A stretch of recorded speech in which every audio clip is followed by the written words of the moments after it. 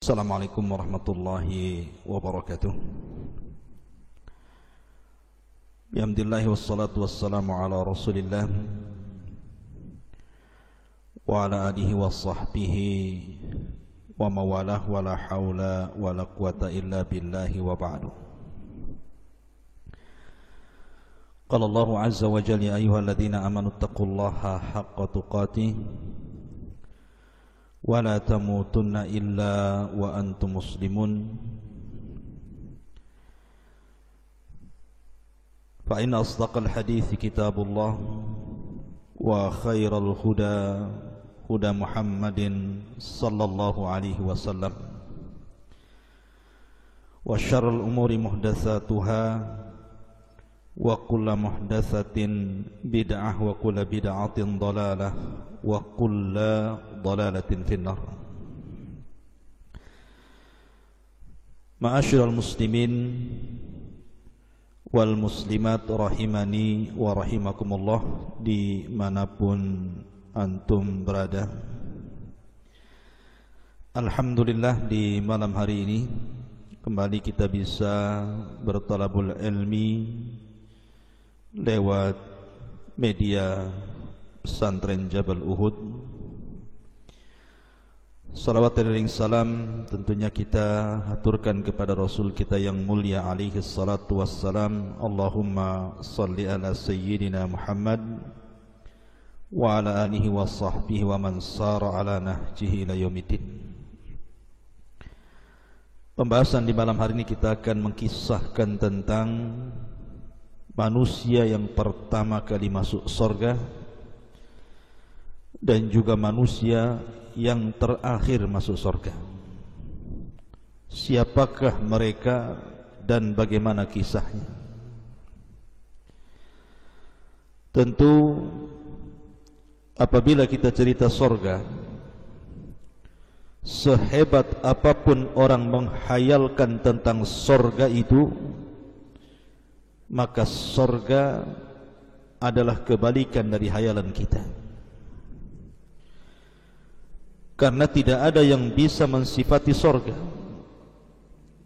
Dan itu berdasarkan sabda Nabi sallallahu alaihi wasallam, "A'dadtu li ibadis salihina ma la 'ainun ra'at wa la udhunun sami'at wa la khatar 'ala qalbi bashar."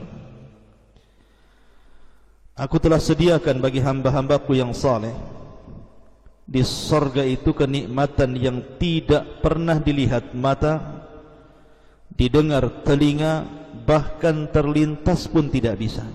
Saking nikmatnya. Makanya kenapa kenikmatan yang sempurna itu hanya ada di surga. Kalau anda mencari kenikmatan di dunia, tidak akan ada yang sempurna. Pasti ada batasannya. Tetapi di surga tidak ada batasan. Kenikmatannya itu yazdad wa yazdad, bertambah dan bertambah setiap harinya. Ma'asyiral muslimin yang dimuliakan Allah Azza wa Jalla, saya tidak hendak mengkisahkan tentang awsaful jannah, sifat-sifat surga. Tapi malam ini kita akan mengkisahkan tentang siapa orang yang pertama kali masuk surga dan siapa yang terakhir masuk surga. Nabi sallallahu alaihi wasallam bersabda dalam hadis Anas radhiyallahu an, qala Rasul sallallahu alaihi wasallam, ana awwalu man yadkhulul jannata yaumal qiyamah. Kata Nabi sallallahu alaihi wasallam, saya adalah orang yang pertama kali masuk surga pada hari kiamat. Dan dalam hadis yang lain Nabi SAW mengatakan, ana sayyidu waladi Adam wala fakhar wa ana awwal man yanshaq anhul ardu wa ana syafi'un wa ana awwalu syafi'un wa awwalu qari'u babil jannah. Kata Nabi SAW, saya adalah pemimpinnya anak Adam dan saya tidak sombong. Saya orang yang pertama kali dibangkitkan dari kuburan, dan saya orang yang pertama kali memberikan syafaat, dan saya yang pertama kali mengetuk pintu surga. Dan disebutkan dalam Ashabus Sunan, ketika Nabi SAW mengatakan, dan saya yang pertama kali mengetuk pintu surga, fayaqul khazinul jannah, maka penjaga pintu surga berkata, manil qari', siapa yang mengetuk itu? Fa'aqul, maka kata Nabi SAW, Muhammadun Rasulullah, Muhammad utusan Allah. Maka kata malaikat penjaga surga, bika umirtu alla aftaha li ahadin qabla, karena wahai Muhammad, aku diperintahkan Allah untuk tidak membuka satu pintu surga pun sebelum. Artinya dari sini, ketika kita ditanya siapa yang pertama kali masuk surga dan yang membuka pintu surga, maka jawabannya adalah Nabi SAW. Ketika manusia disabdakan Rasul, ya'ti alaikum zaman kadidu minaz ziham, akan datang zamannya di mana manusia akan berdesak-desakan di pintu surga.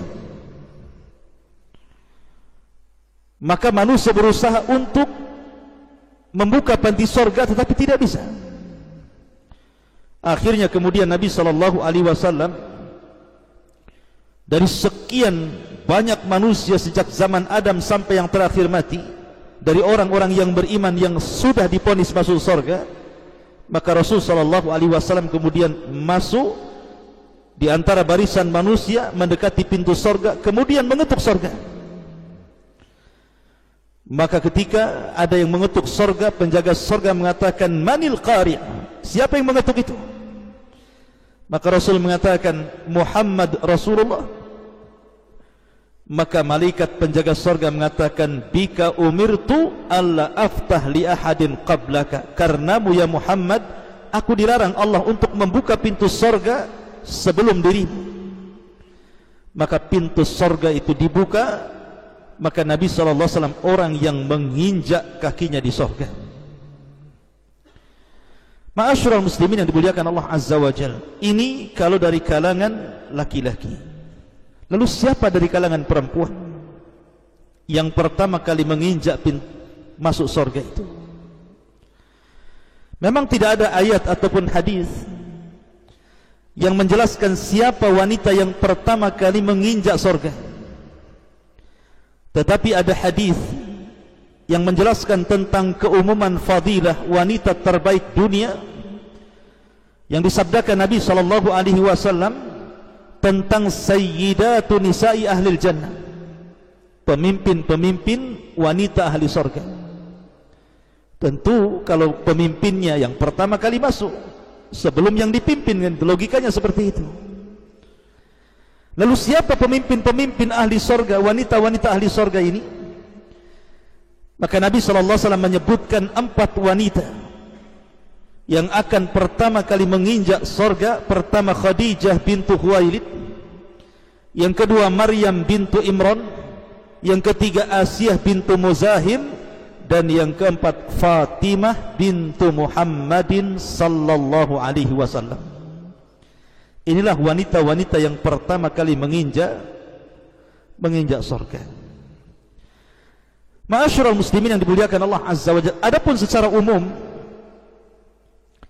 dari kelompok-kelompok manusia yang pertama kali masuk surga berdasarkan hadis yang dikeluarkan Imam Ahmad dalam musnadnya, dari hadis Abu Hurairah radhiyallahu an, Nabi SAW bersabda, yadkhulu fuqara'ul musliminal jannata qabla aghniyaihim binisfi yaumin. Maka yang pertama kali dari orang-orang yang akan masuk surga adalah mereka para fuqara, orang-orang yang beriman. Kiriman apa? pisau-pisau itu, kampak-kampak.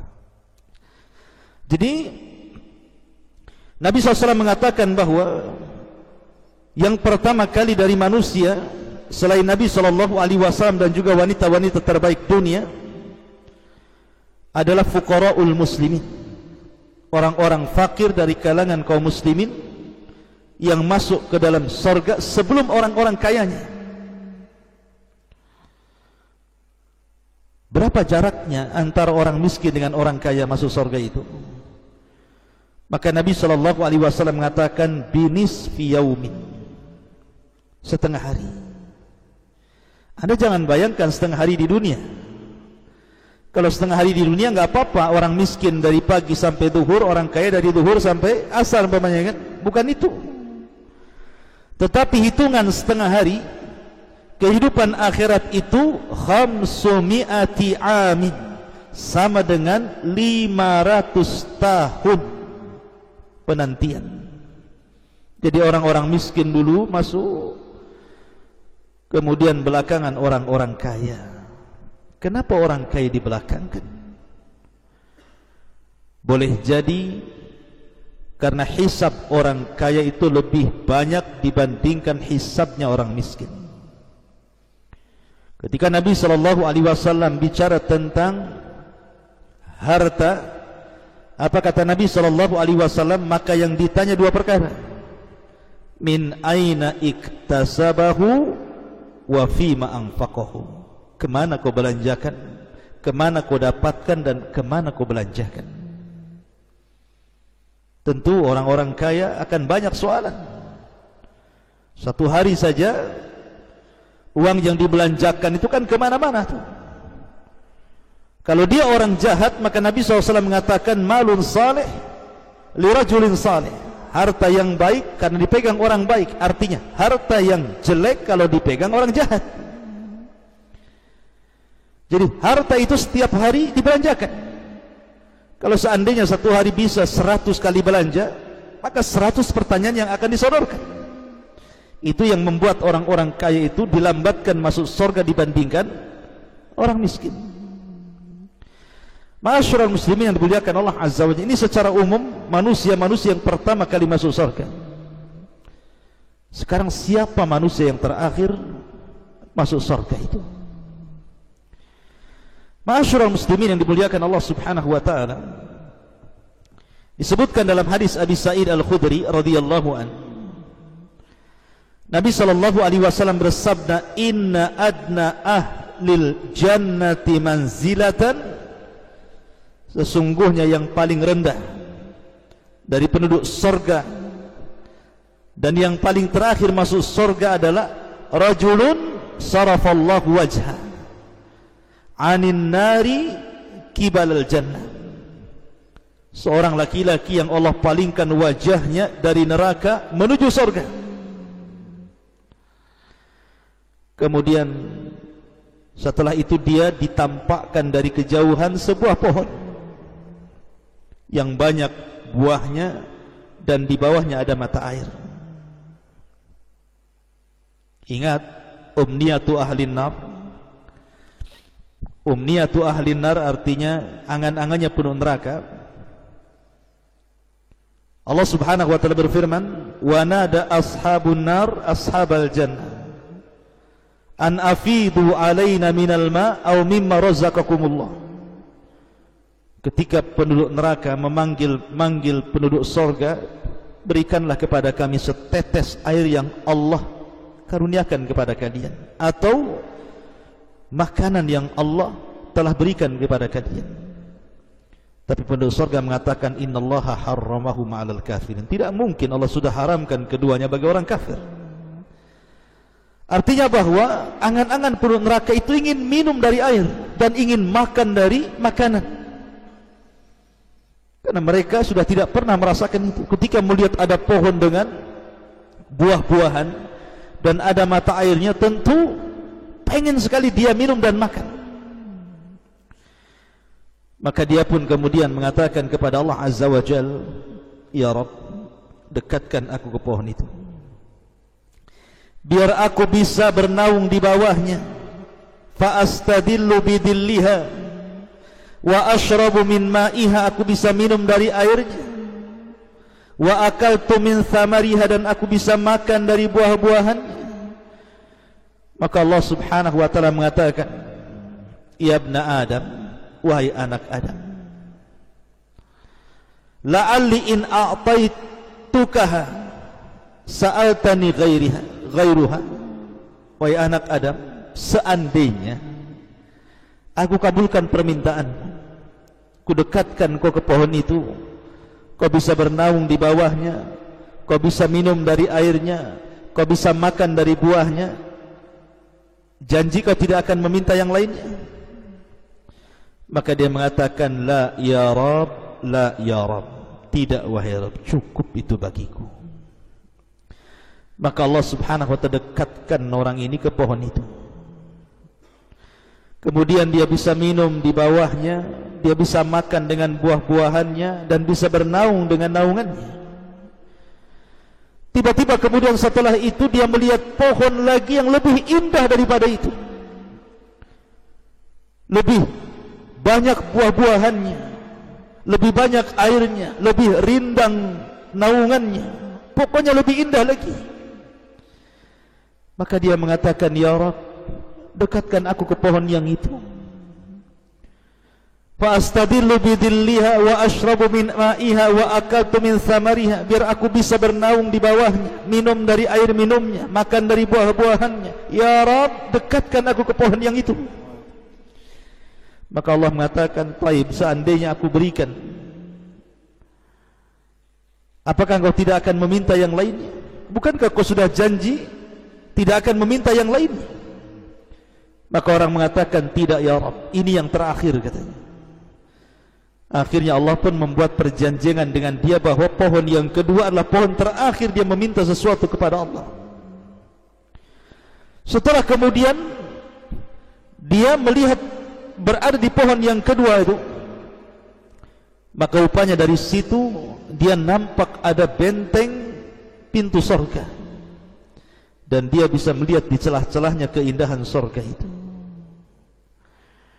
Kemudian dia mengatakan, ya Rabb, masukkan aku ke dalam surga, masukkan aku ke tempat yang indah itu. Maka Allah subhanahu wa ta'ala mengatakan kepada anak Adam ini, tamanna ya abdi, bercita-citalah wahai hambaku, kau mau apa seandainya aku berikan kenikmatan kepadamu? Maka menghayallah dia, ingin ini, ingin itu, macam-macam. Ketika sudah habis mentok khayalannya, maka Allah subhanahu wa ta'ala katakan, aku berikan kepadamu 10 kali lipat dari khayalanmu. Aku berikan kepadamu 10 kali lipat dari khayalanmu.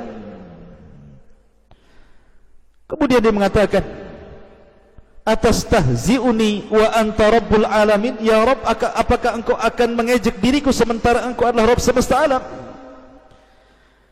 Maka tiba-tiba Allah bukakan gerbang surga, pintu surga, maka dia masuk ke dalam surga seolah-olah dia orang yang pertama menginjak pintu surga, padahal dia orang yang terakhir itu.